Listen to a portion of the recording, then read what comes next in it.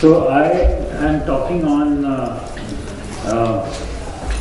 intervention strategies for symptomatic vitreomacular adhesion, surgical or ochreplasmin. No financial disclosure. So all of you should be aware of the International Vitreomacular Traction Study Group classification of VMA, VNT and macular hole. I will not go into the details of it, but I will just, this should be read up. And also it's important to understand that once a vitreomacular separation has occurred, still you are left with two rings of hyaloid which are attached around the fovea, which is very important. So this is the detailed classification, and it's important to understand what is vitreomacular adhesion, what is vitreomacular traction, and how does the macular hole form. For us, which is relevant at the moment is the vitreomacular adhesion. It can either be classified as focal, which is less than 1500 microns, or broad, which is more than 1500 microns. And I will tell you why this, what is the importance of this. This could either be isolated or concurrent. Then you have vitreomacular traction, which is again focal or broad, and then you have a full thickness macular hole. This group particularly studied macular holes which were less than 400 microns or which were more than 400 microns, and then again small size holes which are less than 250 microns, or medium which are between 250 to 400 microns, and of course the etiology, whether it's a primary or a secondary macular hole. So just carefully look at these pictures. You have an incomplete PVD, you have a broad attachment of the vitreous to the retinal surface, there is no traction on the fovea, therefore there is no alteration of the foveal contour. Now as the traction increases, which can be because of an anteroposterior traction and also by the collagen fibrils, this particular foveal pit becomes a little bit cystic. What actually is happening is very important to understand. This is an important formula for you to understand that what is stress and what is force. We have no way of calculating the force that is being exerted on the fovea. We have no animal model, nothing which can actually calculate live or what is the force being exerted. If you calculate the force by the area of attachment, if supposing the vitreous is attached, and this is from the article by Richard Spade, where they found that if you have an attachment, they measured it by OCT, and it was 1828 microns, the foveal depression was maintained because the amount of force which was being exerted over a wide area was, the overall stress on the fovea was less. Now as the attachment area decreases, the amount of stress would definitely increase because the area of attachment is reduced. Therefore, the amount which is being pulled on the retinal surface goes up. As this goes further and the vitreous attachment becomes still less, this leads to production of a cystic lesion. Now, in all these cases, the visual acuity can be still 6/6. So you can have a 6/6 vision with these changing parameters, and then we have to decide what should be the strategy, when should we operate and release this vitreomacular traction. They further did some EM studies and found that if you can take up an epithetal membrane, you are finding RP. So this is the ILM. This is some amount of vitreous present between the ERM and the ILM, and you have the retinal pigment epithelial cells with these microvilli. Now, how does a retinal pigment epithelial cell come in when there is no retinal break? There is no way an RPE cell should come in. So they found that these RPE cells are the cells which have converted into an RPE cell from the hyocytes, or they have come up from the macrophages. Now if you look at a larger picture and you find these microvilli, you find that below the ERM, you find the vitreous which is present between the ERM and the ILM. So if I have to remove the entire vitreous, if I just remove the ERM is not sufficient. Therefore, my surgery should remove the ILM, which would remove the vitreous and remove the ERM. So that should be the strategy of removing for the surgical removal. Now there can be three options available: a natural way of the BMT getting released, a pharmacological resolution, or the surgical resolution. So this is, by the natural history, you can have a release of vitreomacular traction. This is before and this is after. But these situations are rare, and you cannot say in which case this is going to occur. Therefore, we have to intervene. Now, ochreplasmin is a truncated form of human serine protease plasmid, and it targets the major components of the vitreoretin interface. Basically, it targets the fibronectin, laminin, and produces a vitreoretin separation, and it also produces a vitreous liquefaction. And there was a nice study called the MIMI Trust study, basically stands for microplasmin for vitreous injection and traction release without surgical treatment. And this has been a pivotal study for VMT and macular hole. I'll just go through some figures. So essentially, ocriplasmin has a dual action. It causes liquefaction of the vitreous and it causes separation of the vitreous at the vitreoretinal interface. So you here have collagen, you have fibronectin, and you have collagen fibrils.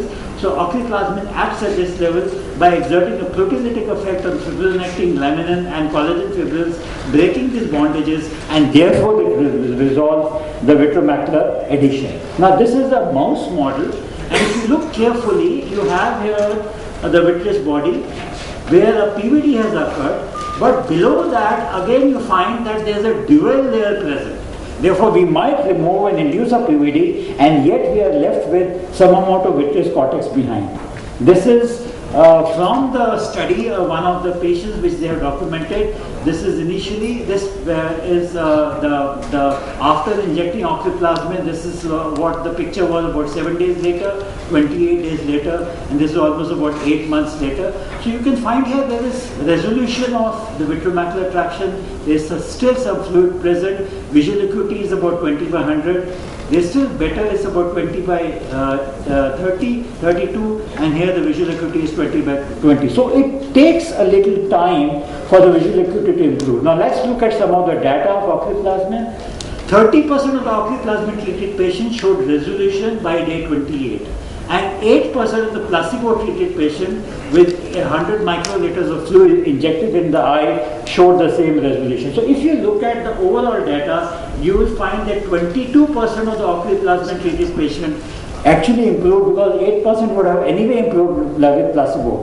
Now when they analyzed the data further, this figure actually came down to 28%, and this figure increased to about 14%. So eventually you had about 14% benefit by ocriplasmin. Now if you look at that VMT patient who actually resolved, that means out of this 30%, 41% had a 2-line improvement, 14% had 3-line improvement, and 70% resolved in 7 days. Now the question is the cost really relevant, which is it costs about $4,000 and only 30% resolution, and you end up with some problems which I'm going to say. In the macular hole subset, these were the results. I will not go over that. Now if you look at the side effects, you find here the safety data shows the most common side effect was vitreous floaters, and the second commonest was eye pain. This is initially, and this is at day 8. Now let me just quickly go through this. Dr. Atul pointed out about the macular hole. Now this is the patient who had a broad vitreomacular adhesion of 1830, visual acuity of 6/6, normal foveal contour. Again, visual acuity is good. The vitreous adhesion is reduced, the area is reduced 550 microns, and this is a 1 year later, visual acuity is same. So normally we say your visual acuity is 6/6, even if we are seeing traction, we may not operate. I personally feel, looking at all this data, we should probably intervene at this stage when we find the cystic spaces, even though the vision is 6/6. Why allow this patient to go to a stage like this? Okay, I think I should stop here. Take it a few more minutes. It's okay. So let me just show the videos. So these are just some examples of clinical examples of vitreomacular traction being released. You can see here. This is a patient operate. Now here I want to point out, supposing you have a vitreomacular traction and you have a membrane here, the question that arises is, do I release this membrane completely and cause a macular hole, or do I truncate it? So what I personally feel is that we try to remove have a cut here, leave a little bit membrane. This will eventually settle down, because if we try to peel off this membrane, we might actually end up producing a macular hole. This is just a rapid video of, I think all of you know. Essentially is in any surgery, you go ahead and produce PVD, which you can do Triamcinolone assisted. And following that, after having done the PVD, now if you are going to remove the ILM, the standard way is that you can pick up the ILM forceps, pinch up the ILM and remove it. I do it slightly differently. I take a normal 26 gauge long thoracic needle, create an edge. I don't pinch the membrane, and after doing, staining it with a brilliant blue for a macula hole or for a vitreomacular lesion, then take the ILM forceps and remove the membrane. So that's the only difference I wanted to show. This is again another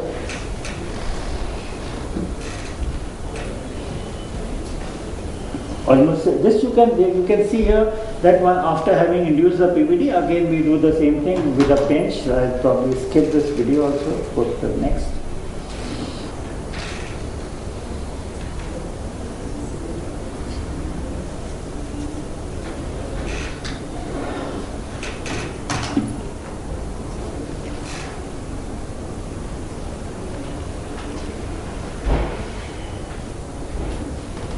Next video. Okay, now here the other alternate way of doing it is that you can induce the edge creation with the diamond dusted Tanos forceps and then pick up with the ILM forceps and peel off the ERM with the ILM. Now here the important thing to understand is when you do a brilliant blue staining, the ERM areas will not be stained, so the negative staining by the brilliant blue actually helps you identify the ERM areas. So a brilliant blue dye can be used for staining the ILM. When you pick up the ILM and remove the ILM, the ERM automatically comes off. What's one question for you? Another thing suggests that this is from Richard Spade. This is just to show you that now they are looking at the undersurface of the detached vitreous as well as looking at the ILM surface, and it's interesting to find that you have RPE cells present on the undersurface of the PVD. These RPE cells which are present on the undersurface of the PVD could contract and lead to problems, and that is what Richard Spade has looked into. It's a beautiful paper. Yes, sir. What do you think is the future of ocriplasmin in, suppose, our country, keeping the fact that it's about 4,000 rupees for a single vial? So a person who is living in the United States can travel to India, have a vitrectomy, go back, the flight paid off, the surgery paid off, and still not pay $4,000. If that answers the question. Fine.